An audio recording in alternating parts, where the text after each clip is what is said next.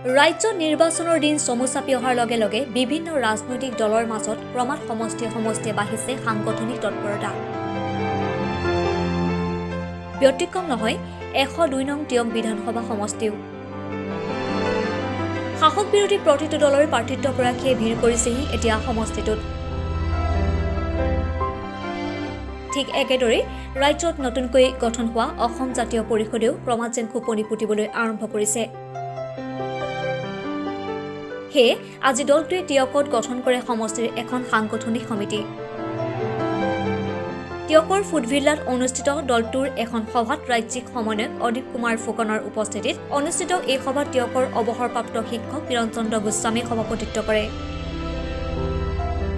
সৌৰভ বৰা, মাধুৰ্য চাংকাকুটিয়ে আঁত ধৰা এই সভাত ৰাজ্যিক আহ্বায়ক অনুপ ফুকনকে ধৰি কেইবাগৰাকীও নেতা থাকি আগন্তুক দিনত দলীয় কাম কাজ আগবঢ়াই নিবলৈ টিয়ক সমষ্টিৰ বাবে ৭৪জনীয়া এখন সমষ্টি সমিতি গঠন কৰি আঞ্চলিকতাবাদৰ ধাৰা অব্যাহত ৰাখিবলৈ চেষ্টা অব্যাহত ৰাখিছে। টিয়ক সমষ্টিতে এটা সময়ত জাতীয়তাবাদৰ অন্যতম নেতা সুদম ছাত্ৰ সন্থাৰ এসময়ৰ শক্তিশালী নেতা সিংহপুৰুষ বুলি পৰিচিত আছিল ললিত ৰাজখোৱাৰ এইটো সমষ্টি আছিল আৰু ইয়াত এই ললিত ৰাজখোৱাই অসম আন্দোলন ইয়াৰ পৰা আৰম্ভ কৰিছিল শক্তিশালীভাৱে। আৰু সেইকাৰণে আমি খুব আশা কৰিছোঁ যে টিয়ক সমষ্টিৰ পৰা অন্ততঃ অসম গণ পৰিষদৰ ব্যক্তিসকলে বা নেতাসকলে ললিত ৰাজখোৱাৰ সেই ধাৰাটো অব্যাহত। কিন্তু এটি দুৰ্ভাগ্যৰ বিষয় যে আজি টিয়কৰ পৰাই আজি অসম গণ পৰিষদৰ প্ৰতিনিধিগৰাকীয়ে ললিত ৰাজখোৱাৰ সেই ত্যাগক সম্পূৰ্ণ মূল্য নিদিলে আৰু ৰাষ্ট্ৰীয় ৰাজনৈতিক দলৰ পৃষ্ঠপোষকতাত তেওঁলোকে যিটো আঞ্চলিকতাবাদ ধাৰাটোক এটা মৃত্যুৰ মুখলৈ ঠেলি লৈ গ'ল।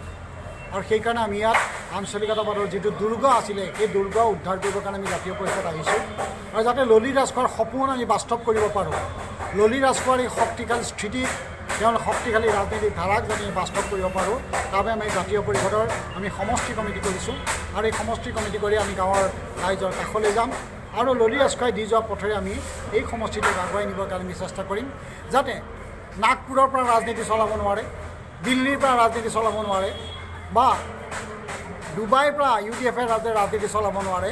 ৰাজনীতি চলিব লাগিব অসমৰ ভূমিৰ পৰা, ৰাজনীতি চলিব লাগিব টিয়কৰ ভূমিৰ পৰা আৰু সেইটোৱে আঞ্চলিকতাবাদ। তেনে আঞ্চলিকতাবাদ আমি বিচাৰোঁ।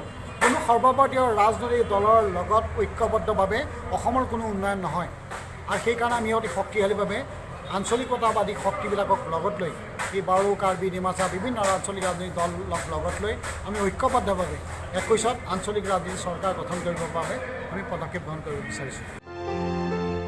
যোৰহাটৰ পৰা প্ৰশান্ত কুমাৰ দত্তৰ ৰিপৰ্ট, PR নিউজ আছাম।